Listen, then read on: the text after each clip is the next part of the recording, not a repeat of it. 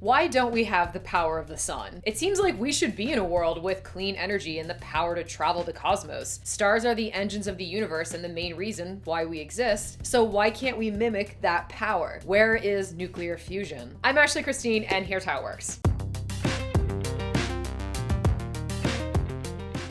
We started to get a pretty clear idea of what nuclear fusion was in the 1930s, and when engineers saw it, they were like, yes, that. Because regardless of how you feel about fossil fuels, they won't last forever, and their energy output compared to stars isn't great anyway. It doesn't matter how much of it you burn, it just doesn't have the power to propel ships to the kind of speeds we need to explore the galaxy. Stars, however, are a completely different beast. The first nuclear power plants started operation in the 1950s, and they provide about 10% of the world's electricity in over 50 countries, with the United States being the largest provider. Nuclear power was a much more promising solution to the energy needs of the 1950s than dead plants were, and it still is today. But nuclear is a word some people don't like, and there have been mistakes in the past that have contributed to this nervousness. Like anything in this world, if it isn't properly managed, it can become a disaster. The thing you have to keep in mind is that energy of any kind is going to be dangerous. When you have nations that demand hundreds of trillions of BTUs, it has to be stored and travel to its destination somehow. Energy is, by nature, dangerous, and the more we consume, the more of it accumulates. But why is nuclear fusion looking like the best choice?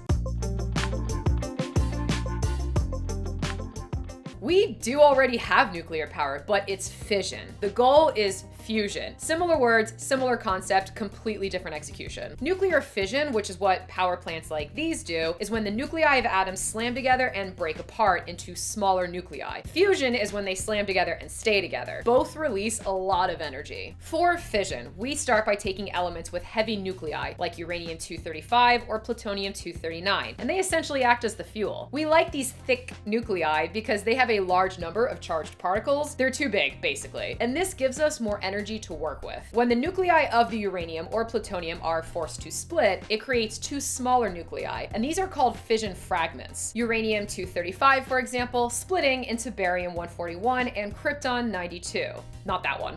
At the same time, a few extra neutrons are also released. This causes a chain reaction, initiating more reactions, and that gives us power. These chain reactions also play a role in meltdowns. And one of the many reasons why fusion is so appealing is because it doesn't rely on chain reactions. There is no meltdown. When you turn it off, you turn it off. You might be wondering how this is all different from a nuclear bomb. In a power plant, the chain reaction is moderated with the use of things like control rods that absorb some of the extra neutrons and keep the reaction from getting out of control. It is a sustained reaction. A bomb has none of that. It is an uncontrolled reaction, just a bunch of neutrons releasing instantaneously with nothing to slow them down, causing a massive explosion like at Hiroshima or Nagasaki. Fusion is what the sun does, where nuclei slam together and stay together, forming heavier nuclei. The sun does not have fire, that's a chemical reaction. This is a nuclear reaction. Instead of thick nuclei like uranium-235 in fission, the sun fuses the lightest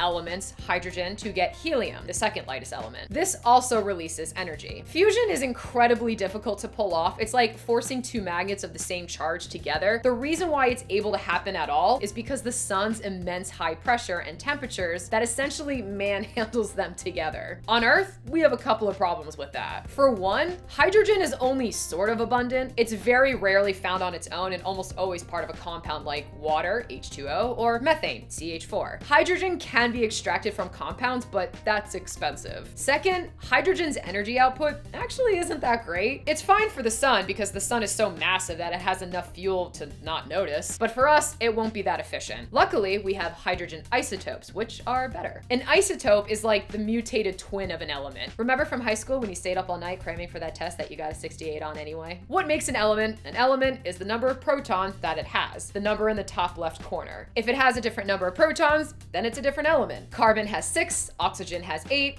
no two snowflakes are alike. An isotope does have the same number of protons, but a different number of neutrons, which are these gray ones. Isotopes are essentially the same thing with the same chemical properties, but different masses. Deuterium and tritium are isotopes of hydrogen, and they can be used together for fusion. Deuterium is stable and abundant. We can take it from salt water, which is pretty handy, but tritium is radioactive and tricky to collect, project, but we have ideas for that. The second problem is recreating the sun's extreme environment on Earth. That means the same, if not more than, the temperatures and/or pressure of a star. So how do we bring the power of the sun to Earth?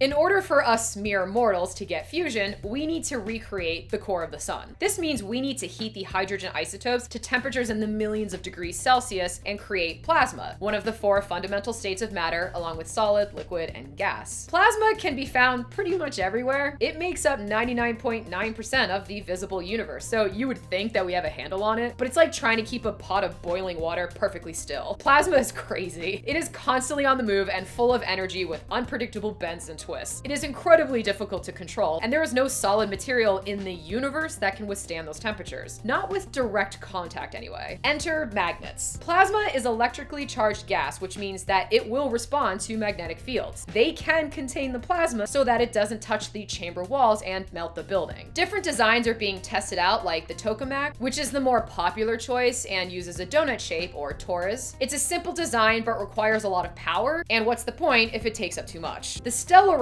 is also a torus, but with twists. It doesn't require as much power as the tokamak, but it's a lot more complex and requires manufacturers to build these massive coils with millimeter precision. Another major challenge is dealing with the high energy neutrons that are released. They can't be contained by magnets because neutrons have a neutral charge. They can just go right through and damage the reactor over time and wear down the materials. There are some cooling methods being explored, like helium-cooled pebble beds and breeding blankets. The blankets can slow down the neutrons, which means the kinetic energy of all that motion is converted into heat energy. That heat is captured by cooling channels full of water, which creates steam. And steam has historically been the best way to make electricity. Steam is actually how fission plants work too. The power of the sun in the palm of my hand so that we can boil water.